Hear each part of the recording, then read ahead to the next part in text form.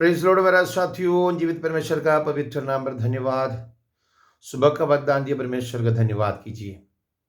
आज परमेश्वर हम लोग के साथ में था और एक नया दिन दान दिया।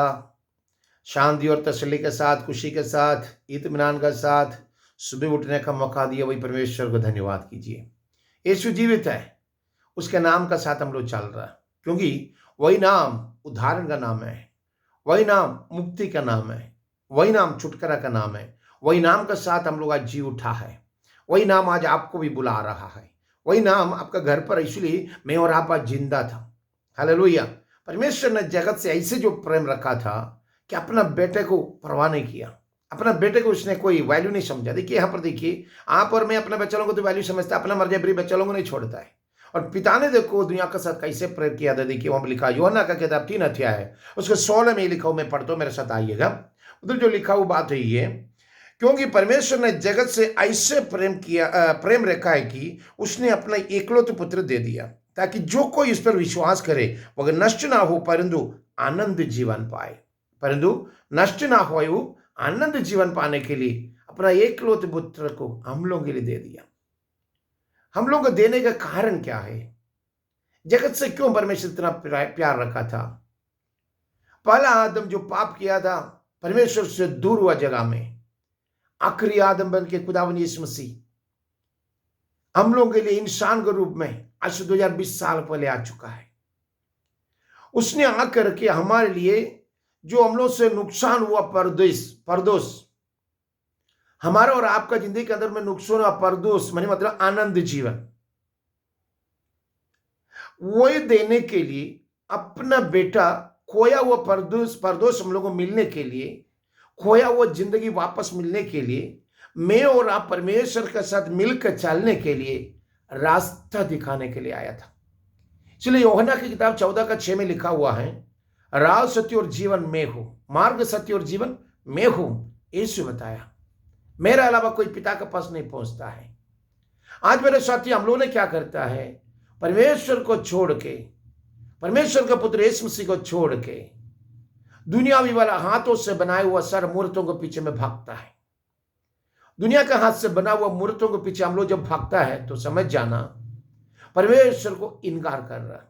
क्योंकि रोमर की किताब 3 अध्याय, पहला अध्याय, उसका 21 में लिखा हो, बाद में आपको लोगों को सुनाता हूं।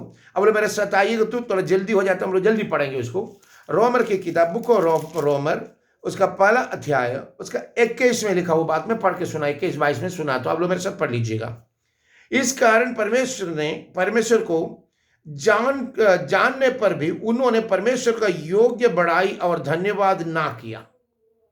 परमेश्वर का पुत्र यीशु मसीह ने सारा नजात देने वाला बोल के समझने का बाद में भी उसको योग्य बड़ाई और धन्यवाद ना किया। कारण क्या मालूम है? उन लोगों के दिल के अंदर पूरा पाप भर गया था, पापों से दबा हुआ था, ना किया, परंतु व्यर्थ विचार करने लगे, यहां तक कि उनका निर्बुद्धि मन अंधेर हो गया। वो अपने आप को बुद्धिमान जानकर मूर्ख बन गया और अविनाशी परमेश्वर का महिमा को नाशवान मनुष्य और पक्षियां और चौपाई और रोंगने वाले जंतुओं की मूर्त के समानत में बदल डाला। चारपाई का, पंछियों का, रेंगने वाला जानवरों का, जंतुओं का मूर्त में परमेश्वर का रूप को बदल डाल रहा है। परमेश्वर किसी का मुट्ठी में दबने वाला नहीं है। तू परमेश्वर को अपना कब्जा में लाने के लिए, अपना मन के हिसाब से तूने जो बनाया हुआ मूर्त है, वो परमेश्वर का नहीं है। परमेश्वर तेरा दिल के अंदर रहता है, वो आग ही है, वो तुम्हारा साथ रोशनी है, वो तुम्हारा नया आनंद जीवन है, वो तुम्हारा नजात है, वो तुम्हारा उद्धारक है। उसका नाम सबसे ऊंचा नाम, वही नाम यीशु मसीह है।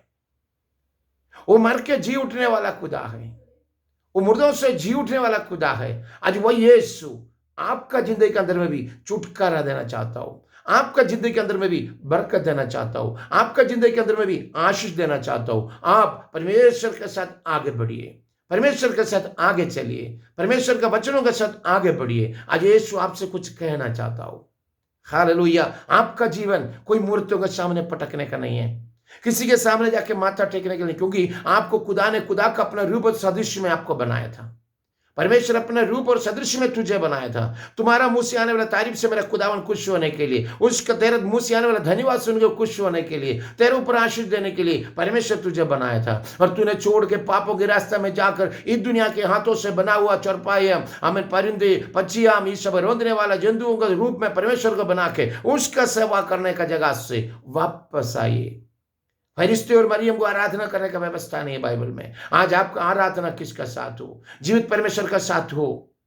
फिर जीवित परमेश्वर आपका जिंदगी के अंदर आया हो अभी तक, और यीशु को अपना दिल से अपना करके, वो तेरे नजात का राजा बोल के विश्वास करके, उसने तुझे मुर्दों से जी उठाया बोल के विश्वास करके, उसका हुक्म वाला बपतिस्मा के लिए तैयार हो जाओ।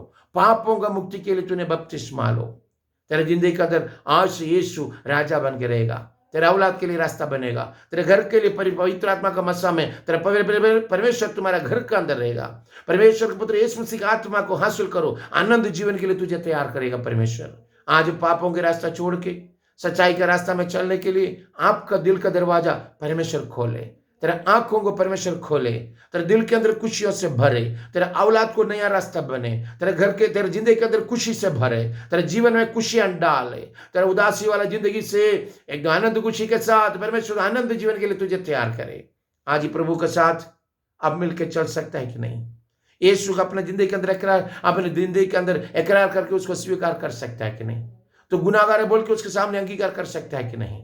यीशु उसके लिए आपको बुला रहा। जीवित पिताजी, तेरे बच्चों लोग सबको आज एक साथ तेरे हथेली के अंदर सौंपता हूं। पवित्र आत्मा का मस्सा में भरना, शैतान जीतने ना देना, पवित्र वचनों के साथ आगे लेके चलना, हर रुकावटी, हर बंधन, हर परेशानी तेरे पवित्र नाम पर दूर करता हूं। जीवित परमेश्वर के नाम को उठाने का ताकत दे, आज दिल से तुझे मानने का कृपा दे, तेरे वचनों के अनुसार जीने का ताकत देना। लहू के अंदर छुपाता हूं यीशु की पवित्र खाद नाम पर पिता ने, आमीन। Lord bless you, Lord bless you, Lord bless you.